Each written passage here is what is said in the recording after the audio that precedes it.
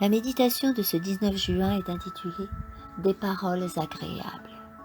Je vous le dis, au jour du jugement, les hommes rendront compte de toute parole vaine qu'ils auront proférée, car par tes paroles tu seras justifié, et par tes paroles tu seras condamné. Matthieu 12, 36-37.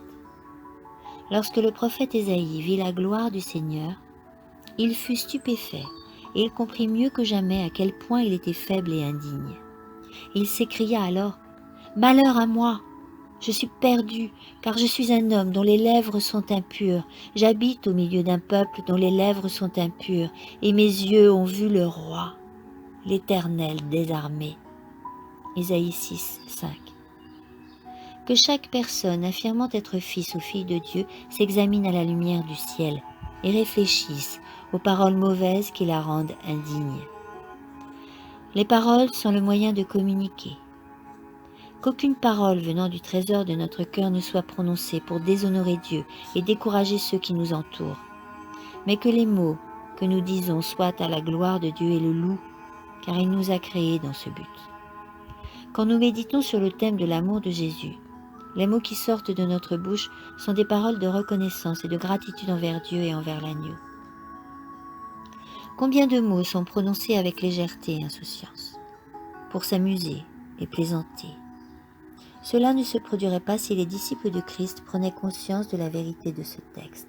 Au jour du jugement, les hommes rendront compte de toute parole vaine qu'ils auront proférée.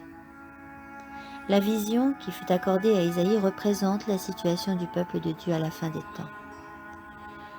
Lorsque ses enfants contemplent par la foi le Saint des Saints et prennent conscience de l'œuvre accomplie par le Christ dans le sanctuaire céleste, ils comprennent qu'ils ont les lèvres impures et qu'ils forment un peuple prononçant souvent des paroles vaniteuses et dont les talents ne sont pas sanctifiés ni mis au service de la gloire de Dieu.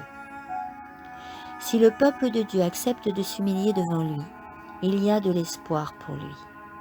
L'arc de la promesse se trouve au-dessus du trône céleste et l'œuvre accomplie pour Isaïe peut être aussi pour lui.